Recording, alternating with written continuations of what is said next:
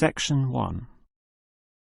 You will hear a young student, Andrew, ringing an employment agency inquiring about their services. First, you have some time to look at questions 1 to 7.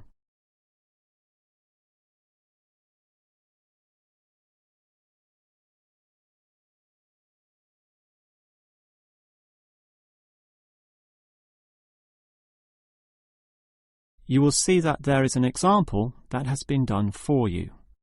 On this occasion only, the conversation relating to this will be played first. Hello, is this the AAA employment agency? Yes. Hi, I rang before. My name's Andrew Peterson. I rang you earlier and gave you my personal details. The student's name is Andrew Peterson, so Peterson has been written in the space. Now we shall begin. You should answer the questions as you listen, because you will not hear the recording a second time. Now listen carefully and answer questions 1 to 7. Hello, is this the AAA employment agency? Yes. Hi, I rang before. My name's Andrew Peterson. I rang you earlier and gave you my personal details. If you remember, I'm that student looking for work during the summer holidays. Oh, sure. Actually, I have your file right here. But we still need to add some further information. Yeah, that's what they told me, and that's why I'm ringing. What do you need to know? Well, we have to know your main level of education. It's a degree, I suppose. Yes, but I'm still doing it in engineering. It's quite interesting. Some of my friends are studying computing, though, so I'm interested in that also. Well, I'll just write in your main degree subject, engineering. We usually have a demand in computing, though. Have you worked with computers before? No, I just do some programming for fun at the university, but I almost got a job as a computer designer once. Actually, the only job I've ever had was as a car salesman, believe it or not. Well, at least you've had experience dealing with customers. What about hobbies, though? Sometimes they can help develop useful skills. In my free time I don't do much, mostly study. I play chess occasionally at the university chess club. That's right next to the tennis courts, but I'm not interested in that. Chess helps develop analytical skills, so I'll put that down. Of course, it's your main skills that employers want to know about. What would you say they are? Well, I'm in my 3rd year now, studying electrical machines and generating systems, but I'd say electronics is my best skill, much better than, say, my machine skills, which aren't so good, actually. Okay, machine skills are in demand, but so too are electronic ones, so we might be able to find you a part-time job in that field. But what sort of money do you expect to get? Oh, anything, really. I'd want the standard payment, let's say. What's normal? 1,000 a month? 1,500? I'll just put $1,200, okay? That's fine by me. When can you start? Say, within 2 days? Easily. Actually, less. In fact, just give me a ring and I'll be able to start immediately. Although I admit it'll take me a few days to get used to getting up early in the morning. Okay, that's just about it. Unless you'd like to add anything else which may help with your application? Not really. I ride a motorbike, but that's unimportant. I'm friendly, but every applicant claims that, right? I can speak another language. Ah, that might be useful, depending on the language. Is it Chinese? A Chinese speaker would go down well. Spanish, I'm afraid. You see, I grew up with some friends who came from South America. Okay, I'll write that down. But I don't think it will help that much, sorry to say. Before you hear the rest of the conversation, you have some time to look at questions 8 to 10.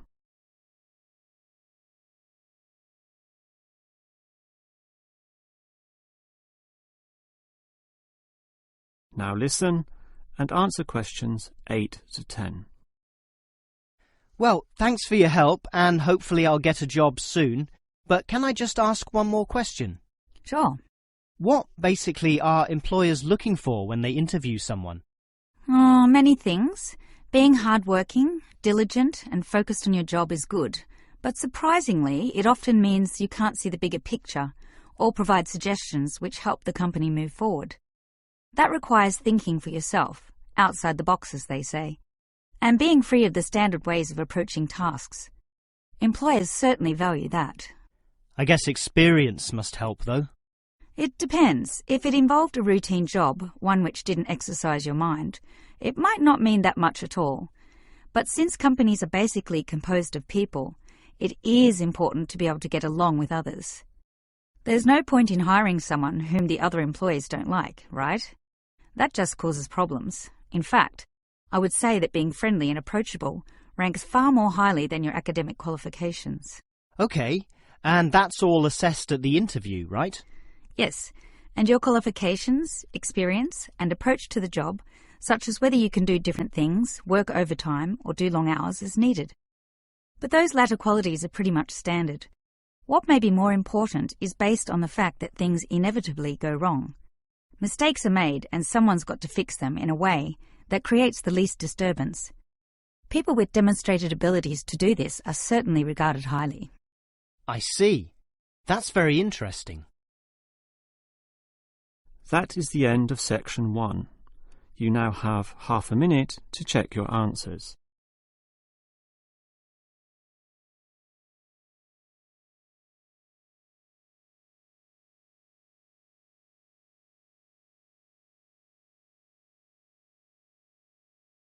Now turn to section 2.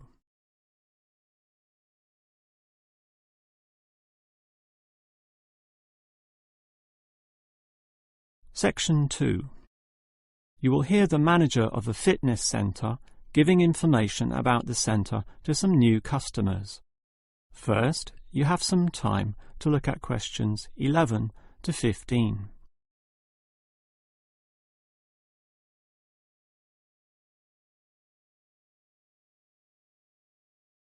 Now listen carefully and answer questions 11 to 15. Hello everyone, and welcome to the Fit for Life Health Centre, a place which, as the name suggests, is not just for short-term solutions, but rather intends to put you on a sensible and achievable footing for the rest of your life. And that's how we're different.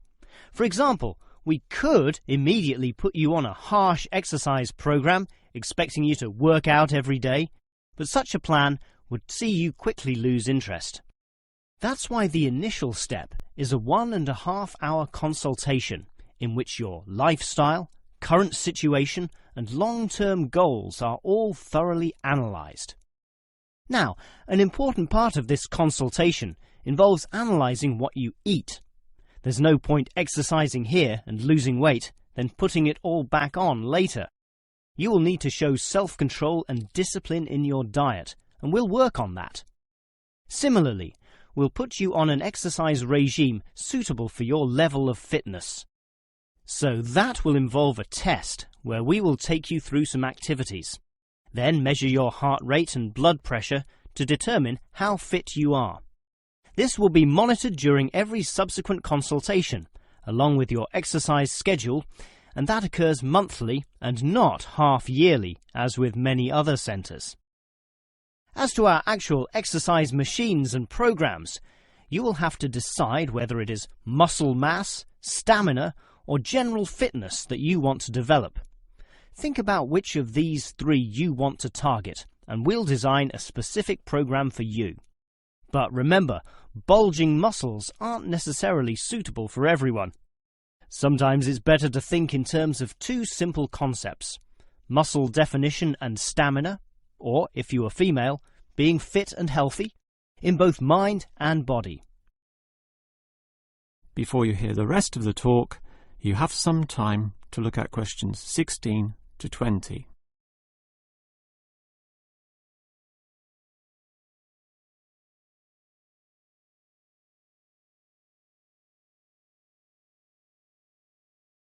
Now listen and answer questions 16 to 20.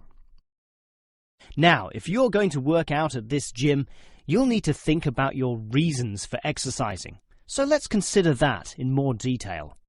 Muscle mass is certainly popular with the guys, probably seeking to impress the girls. And with muscles comes the confidence to do that, right? Well, for that, you'll need our high-stress weight units, where pumping iron is all the rage. Moving on to other benefits, one of the main ones is beating the tension of life, right? And the longer the exercise is, the greater the rewards in this respect. Thus, playing squash can certainly help, and so can swimming. But what's much better, as every jogger will tell you, is their activity. So we have ample jogging machines and they're always popular. They can provide good fitness too, as can the yoga classes. However, again, let's not forget playing squash, which I would say is the optimum way to improve your general well-being. Such an active, energetic game, plus the competitive element, drives you forward into high levels of health and fitness. These, of course, are the ultimate purposes of being here, but remember, the centre is full of like-minded people, all of whom are interesting to meet and valuable sources of information. The yoga classes have a pre- and post-meeting session, so you'll certainly meet others there, although they'll all be yoga enthusiasts, which limits the range somewhat. But whether doing yoga, swimming or exercising, everyone showers, right? So those facilities are where you'll hear all sorts of interesting conversations and really get to know people. Not like the front desk area, which is mostly empty as patrons go immediately inside to do their exercise. Of course, the front desk can answer all your questions and has information brochures and such like, but for knowing more about a greater variety of subjects and community concerns, look at the notice board in the yoga studio, where there's a huge array of papers, leaflets and articles, all for you to read and consider. That is the end of section 2. You now have half a minute to check your answers.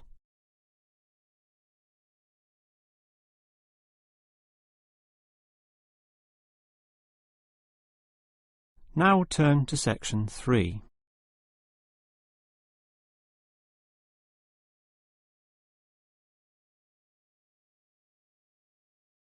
Section 3. You will hear two faculty directors talking about which person in their university to promote. First, you have some time to look at questions 21 to 25.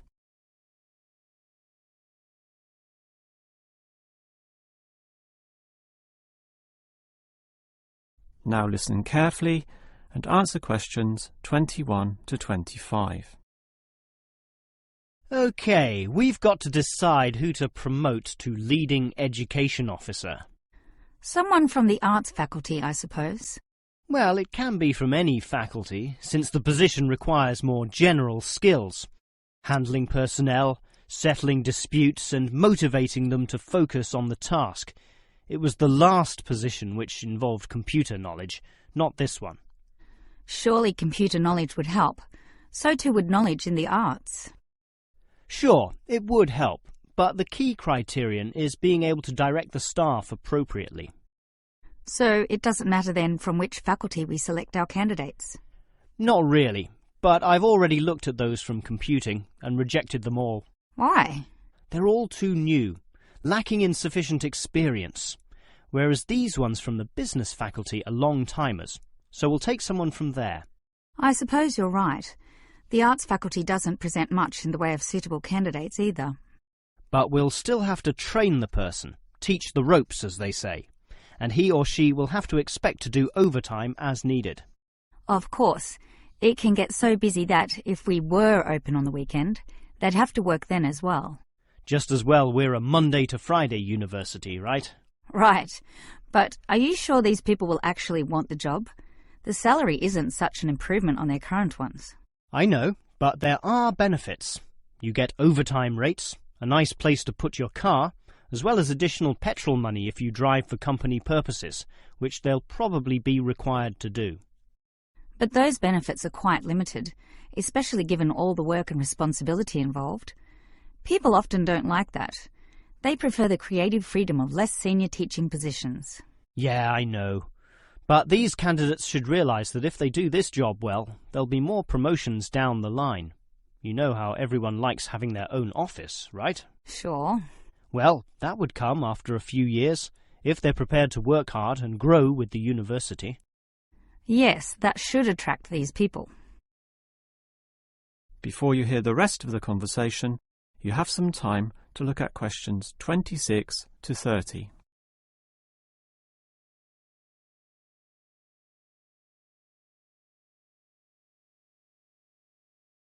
Now listen and answer questions 26 to 30. Well, that's enough talk about the job. What about the actual candidates? How many do we have? I've narrowed it down to 4. Just using their first names, that's Stephen, Abdul, Lek and Oscar. As you said, there's quite a bit of experience between them, about 34 years in all. What's the exact breakdown of figures? Abdul and Stephen both have 7 years. Lek has 1 more, and Oscar is the most experienced at 12. But who's the most qualified? Stephen and Abdul have an MBA.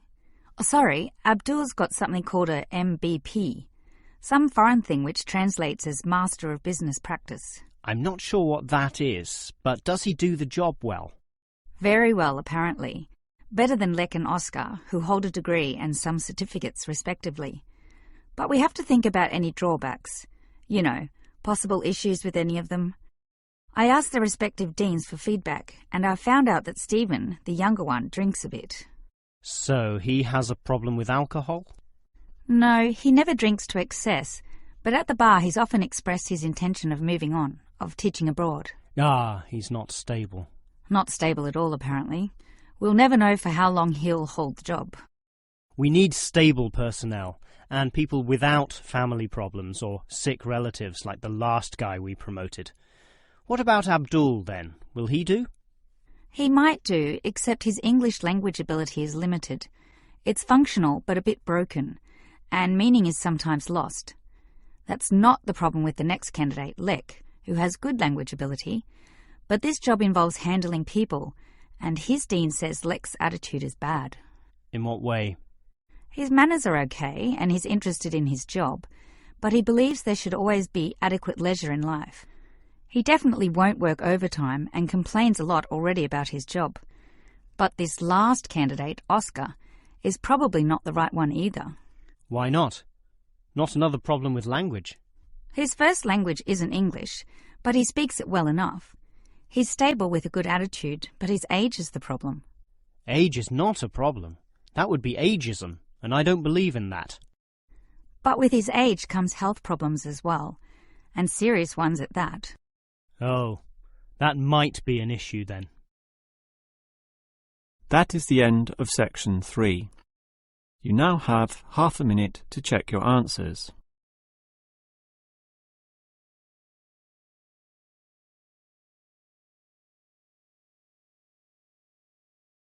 Now turn to section 4.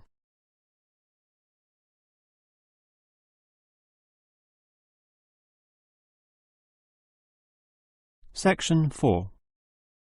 You will hear a lecturer talking about caves. First, you have some time to look at questions 31 to 33.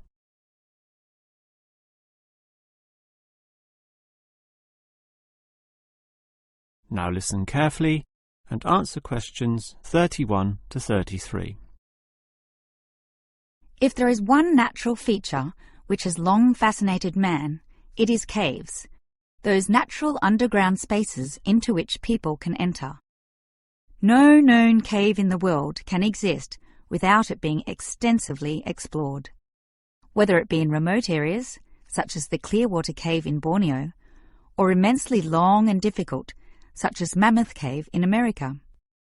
Or perhaps the most challenging, those caves below the water table, full with water, in which case the exploration is known as cave diving.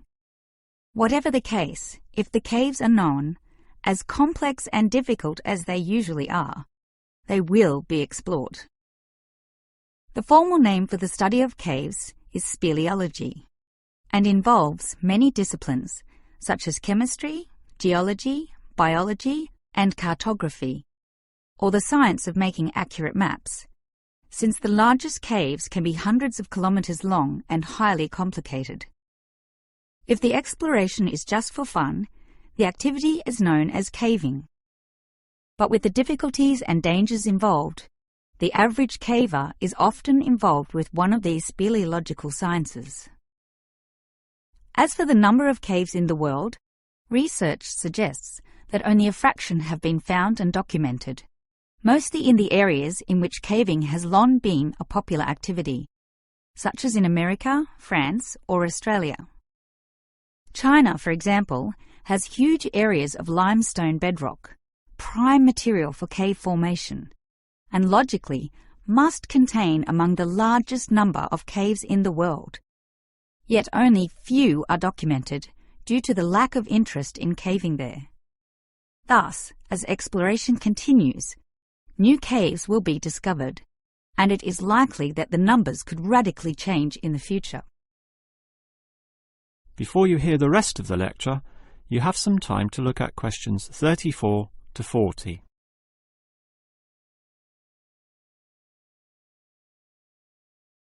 Now listen and answer questions 34 to 40. With caves being such mysterious and intriguing places, the obvious question concerns how they form. The most common cause is the effect of slightly acidic water in a process called dissolution. Here, water seeps into the ground and down through rock masses. If this rock is soluble, the water dissolves some of it, and over time, the passage expands to become a cave or cave system. The largest and most common of these involves limestone, although other materials are possible, including gypsum, marble, and even salt. Now, if the cave is formed at the same time as the rock, it is called a primary cave, and the most common of these are lava tubes. When lava from volcanoes flows downhill, the topmost surface cools and solidifies first, leaving the hotter lava to continue to flow beneath. If most of this eventually flows out, a hollow tube is left. The country, Iceland, has some excellent caves of this type, and even far-flung Australia has a few. Finally, there are sea caves, formed from waves pounding into coastal cliffs and eroding into fault lines or softer rock. These caves are usually the shortest, about 50 meters at most, since the erosive action of the waves can only reach a certain distance. However, it is limestone caves which will always be the most interesting. This is due to the presence of limestone formations. As the groundwater seeps downward through the ceiling of the caves, it encounters a different pressure and temperature, causing it to deposit a small amount of its dissolved calcium carbonate. Over time, through the action of millions of drops, this deposition process results in ever-growing masses, known as stalactites, if hanging from the ceiling, or stalagmites, if growing from the floor. Alternatively, the water may flow over a large surface of rock, forming flowstone, and with other sorts of processes, can result in beautiful milky white formations of astonishing complexity. One of the best examples of this, as well as of what surprising discoveries may yet await, is the Lechuguilla Cave in New Mexico. In the 1950s, some cavers heard the sound of wind underneath some large boulders on the cave floor, a clear sign of a deeper passageway. It took until 1984 for a group of cavers to gain permission to start digging, and 2 years later, in 1986, they broke through into a walkable passageway, unlocking one of the longest cave systems in the world, the deepest in America, and some of the most beautiful formations ever found. Unusually, many of these were yellow with sulfur, suggesting that the caves were a result of hydrogen sulfide from nearby oil deposits. This was forced through fracture lines, combining with existing groundwater to form sulfuric acid, dissolving the limestone from the bottom up instead of the normal top-down seepage, which characterizes most limestone cave formations. That is the end of section 4. You now have half a minute to check your answers.